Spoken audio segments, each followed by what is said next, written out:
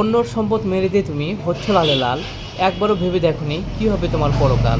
অন্যর সম্পদ মেরে দিয়ে তুমি আছোই বড় ভঙ্গে, মৃত্যুর পরে কাপন ছাড়া কিছুই যাবে না তোমার সঙ্গে।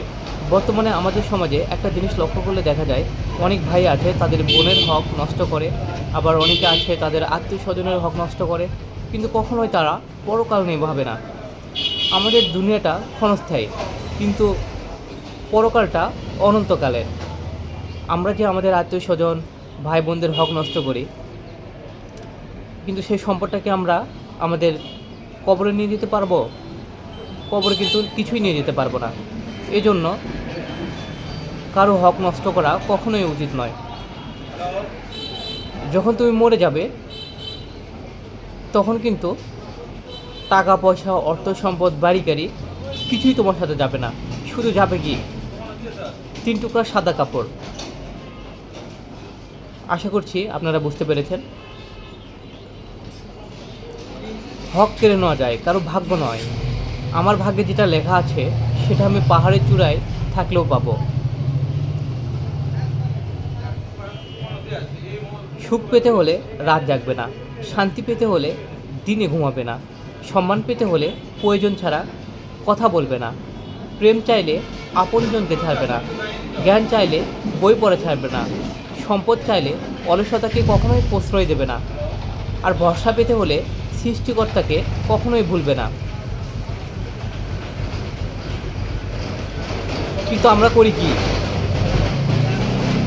আমরা রাত জাগি বেশি আর দিনে ঘুমাই। কার কার সাথে কথাটা মিল আছে অবশ্যই জানাবেন। কবরে বাস পচে যাওয়ার আগে পচে যাবে তোমার মাটির দেহ, আত্মীয় স্বজন বন্ধু বান্ধব মনে রাখবে না কেহ। টাকা পয়সা অর্থ সম্পদ সবই যাবে রয়ে, শুধু 3 টুকরা কাপড় ছাড়া কিছুই যাবে না তোমার সাথে। তাই সময় থাকতে আমল করো, ইমান করো খাঁটি, তোমার আমার শেষ ঠিকানা সেই 3.5 হাত মাটি। 50 কেজি ওজনের একটা চালের বস্তা যে মাথায় নিতে পারে সে কিনতে পারে না। আর যে 50 কেজি ওজনের একটা চালের বস্তা যে মাথায় নিতে পারে সে কিনতে পারে না, আর যে কিনতে পারে সে মাথায় নিতে পারে না। জীবনটা এমনই, আল্লাহ সবাইকে পরিপূর্ণভাবে সব কিছু দেন না, যে কোনো একটা দিক থেকে অভাব রেখে দেন, যেন সে বুঝতে পারে অভাব জিনিসটা কত কঠিন।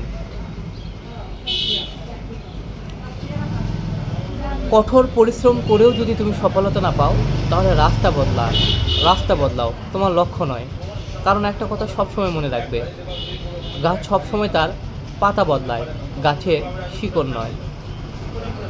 সম্মানিত ভিউয়ার্স, কবিতাগুলো যদি ভালো লেগে থাকে অবশ্যই লাইক কমেন্ট এবং শেয়ার করে অন্যদের দেখার সুযোগ করে দেবেন। আর আপনারা যারা আমার এই পেজটিতে নতুন, আপনারা কাইন্ডলি সবাই আমার এই পেজটিতে ফলো দেবেন। ভালো থাকবেন, সুস্থ থাকবেন। আপনাদের সবার সুস্থতা এবং দীর্ঘায়ু কামনা করে আজকের এই ভিডিওটি এখানেই শেষ করছি। Thanks for watching.